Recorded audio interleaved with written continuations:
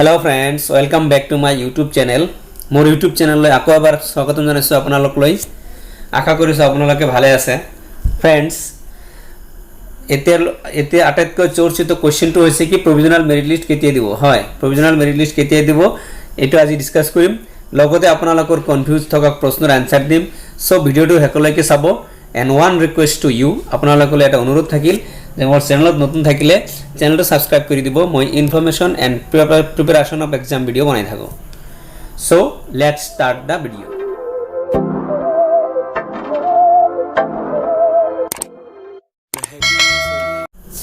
Hello friends provisional list केতিয়া দিব আলোচনা কৰিলা प्रोविजनल लिस्ट আজি হৈছে আপোনাৰ আজি হৈছে 8 তাৰিখ তো 8 তাৰিখ 9 and 10 10 তাৰিখৰ ভিতৰতে प्रोविजनल মেৰিট লিষ্ট দি দিব এটো আজি 8 তাৰিখ আজি দিব পাৰে কালিও দিব পাৰে পৰহিও দিব পাৰে এটো হৈছে খবৰ তথ্যমতে তো যিকে নহক আপোনালোকে DWG যেটো অফিশিয়াল ওয়েবসাইট আছে এটো চেক কৰি থাকিব তাতে 1-2 দিনৰ ভিতৰতে प्रोविजनल मेरिट लिस्ट उलाई যাব 10 তাৰিখৰ আগতে प्रोविजनल मेरिट लिस्ट उलाई যাব এতিয়া কথা হল কি प्रोविजनल मेरिट लिस्ट উলোৱাৰ পিছত আফটাৰ प्रोविजनल मेरिट लिस्ट কি হ'ব আফটাৰ प्रोविजनल मेरिट लिस्ट আপোনালোকে জানে যোৱাবাৰ যিবিলাকে এপ্লাই কৰিছিল হেবিলাকে গোটেইখিনি জানে তো এবাৰ কিছুমানে সিটেট যিবিলাক এলাও কৰিছে হেতেলকে হয়তো নাজানে তথাপি মই ভেৰিফিকেশন প্ৰসেসটো কৈ দিম উইথ হেল্থ কিছুমান থাকে উইথ হেল্থ কেনেকৈ থাকে কিও থাকে কি বস্তুটো and medium selection উপৰত বহুত কোশ্চেন কৰিছিল আৰু medium selection উপৰত কোশ্চেনৰ আনসাৰ দিবলৈ চেষ্টা কৰিম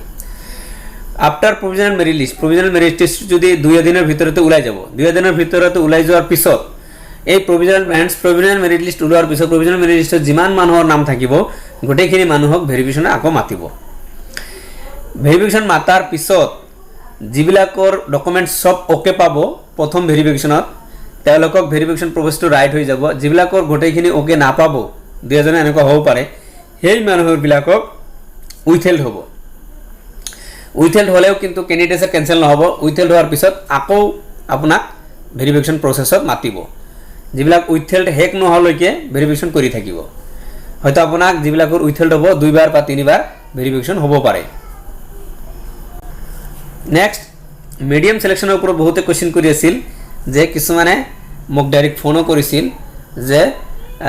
বেঙ্গলী মিডিয়াম সিলেকশন কৰিছে এসএমএস মিডিয়ামত পঢ়ি বা এসএমএস বেঙ্গলী মিডিয়ামত পঢ়ি এসএমএস মিডিয়াম সিলেকশন কৰিছে তেওঁলোকৰ কি হ'ব এতিয়া সব যদি আপোনাৰ নাম ভেৰিফিকেশন প্ৰসেসত আহে মানে प्रोविजनल লিষ্টত আহে ভেৰিফিকেশন যদি আপুনি যায় তেতিয়া হলে আপুনি তাত গৈ আপোনাৰ মিডিয়ামটো ঠিক কৰি দি আহিব লাগিব নহলে আপোনাৰ ক্যান্ডিডেটৰ ক্যান্সেল হ'ব পাৰে এতিয়া আমি আলোচনা কৰিম আপোনালোকৰ প্ৰশ্ন কিছুমান কনফিউজন প্ৰশ্ন আছে হেবিলাকৰ আনসাৰ দিবলৈ চেষ্টা কৰিম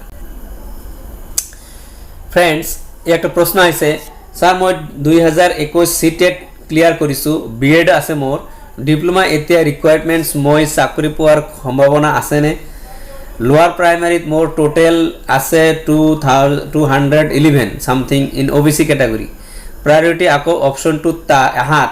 মই আপাৰ প্ৰাইমাৰী প্ৰায়োৰিটি নিদি এলপি দিছিলো এতিয়া প্লিজ কৈ দিয়কচোন মোৰ চাকৰি পোৱাৰ প্ৰবলেম আছে নেকি নাই কোনো ধৰণৰ প্ৰবলেম নাই আপুনি এই যোৱা ভিডিওত মই কৈছিলো যে এই এডভাৰটাইজমেন্ট বা এই টিচাৰ ৰিক্ৰুটমেন্ট প্ৰসেসত যে বিএড হোল্ডাৰৰ ওপৰত এটা কেছ চলি আছে এনেকুৱা ধৰণৰ এই প্ৰসেসত কোনো ধৰণৰ নহব নেক্সট যেতিয়া এটো ৰায় হৈ যাব মাননীয় উচ্চতম ন্যায়ালয়ৰ ৰায় হোৱাৰ পিছত যদি বিএড এলপিৰ কাৰণে প্ৰবলেম হয় তেতিয়া নেক্সট এডভাৰটাইজমেন্ট যেতে হ'ব তেতিয়া এটো বিএড টু নহব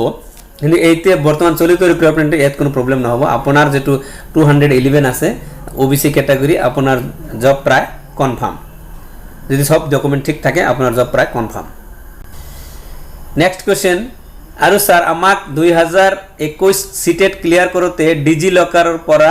মাত্ৰ মাৰ্কশিট পাইছিলো সাৰ্টিফিকেট দিয়া নাছিল মাৰ্কশিট কাম সাৰ্টিফিকেট এইটো সাৰ্টিফিকেট তাৰপিছত কোশ্চেন এটা কৰিছে অৰিজিনাল সাৰ্টিফিকেট নহলে প্ৰবলেম হ'ব নেকি স্যাৰ মই এবাৰ ভেৰিফিকেশন হৈ গল মই মাৰ্কশিট আৰু এডমিট দিছিলো কি হ'ব এতিয়া আমাৰ স্যাৰ প্লিজ হেল্প কৰক বহুত ক্যান্ডিডেটস এতিয়া ডিপ্ৰেছনত পৰিব ডিপ্ৰেছনত পৰাৰ দৰকাৰ নাই মই এই কোশ্চেনৰ আনসাৰটো দিছিলো যে যদি অৰিজিনাল সাৰ্টিফিকেট আপুনি পোৱা নাই, যদি মেৰিট লিষ্টত নাম সোমাইছে, যদি আপুনি আফটাৰ প্ৰভিজনাল মেৰিট লিষ্ট ওলোৱাৰ পিছত আপুনি যদি আকৌ ভেৰিফিকেশ্যন কৰিব লাগিব, আপুনি ভেৰিফিকেশ্যন কৰিছে আকৌ ভেৰিফিকেশ্যন কৰিব লাগিব, তেতিয়া আপোনাক অৰিজিনাল সাৰ্টিফিকেট দেখাব লাগিব। অৰিজিনাল সাৰ্টিফিকেট যদি আপুনি দেখাব নোৱাৰে, কি কাৰণে দেখাব নোৱাৰে সেইটো আপোনাক ক'ব লাগিব। এইটো জানেই, যদি আপোনাৰ অৰিজিনাল সাৰ্টিফিকেট তেতিয়ালৈকে নাহে, এতিয়াতো আহিব পাৰে, যদি নাহে তেতিয়াহ'লে আপোনাৰ নামটো পেণ্ডিং লিষ্টত সোমাব পাৰে। মই এইটো আলোচনা কৰিছিলোঁ যে পেণ্ডিং হ'ব পাৰে, যেতিয়ালৈকে আপোনাৰ অৰিজিনাল মাৰ্কশ্বিট নাহিব তেতিয়ালৈকে আপোনাৰটো পেণ্ডিং থাকিব, আৰু যেতিয়া অৰিজিনাল মাৰ্কশ্বিটটো আহি যাব তেতিয়া আপোনাক এপইণ্টমেণ্টটো দি দিব। চ' ফ্ৰেণ্ডছ, আজিৰ ভিডিঅ' ইমানতে শেষ কৰোঁ। থেংক ইউ, ভিডিঅ'টো চোৱাৰ বাবে ধন্যবাদ। ভিডিঅ'টো ভাল লাগিলে লাইক কৰিব, কিবা জানিব বিচাৰিলে কমেণ্টছ কৰিব, মই ইনফৰমেশ্যন কালেক্ট কৰি জনাবলৈ চেষ্টা কৰিম। এণ্ড ভিডিঅ'টো শ্বেয়াৰ কৰিব আপোনাৰ ফ্ৰেণ্ডছৰ লগত, আৰু চেনেলত নতুন হ'লে ছাবস্ক্ৰাইব কৰিবলৈ নাপাহৰিব। চ' সদৌ শেষত আপোনালোকৰ মেৰিট লিষ্ট উপলক্ষে সকলোকে বেষ্ট অফ লাক, মানে অল দ্য বেষ্ট উইচেছ জনাই মই ভিডিঅ'ৰ পৰা বিদায় লৈছোঁ। Thank you so' much. Viewers, মই ইনফৰমেশ্যন আৰু প্ৰিপাৰেশ্যন অফ এক্সাম ভিডিঅ' এই চেনেলত বনাই থাকোঁ বাবে অনুৰোধ থাকিল যে আপোনাৰ ধুনীয়া হাতখনেৰে ছাবস্ক্ৰাইবৰ বুটামটো টিপি দি বেলটো প্ৰেছ কৰি দি